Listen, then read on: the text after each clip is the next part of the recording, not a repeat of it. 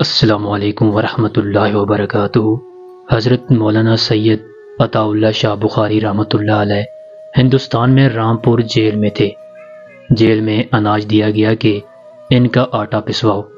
کہا گیا عطا اللہ تم باغی ہو، اس لیے تمہاری یہی سزا ہے کہ تم آج چکی پیسو۔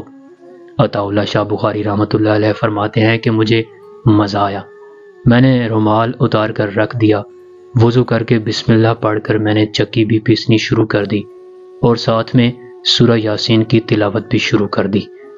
عطا اللہ شاہ بخاری رحمۃ اللہ علیہ فرماتے ہیں کہ جب میں نے قرآن کو آواز کے ساتھ پڑھنا شروع کیا تو اس وقت جیل کا سپرنٹینڈنٹ قریب تھا۔ وہ نکل کر آیا اور قریب آ کر روتا ہوا کھڑا ہو گیا اور جیل کا دروازہ کھلوا دیا۔ کہنے لگا عطا اللہ تجھے تیرے نبی کی قسم بس کر، اگر تو نے 2 آیتیں اور پڑھنی تو میرا جگر پھٹ جائے گا۔ یہ تھا انگریز پر قرآن سننے کا اثر۔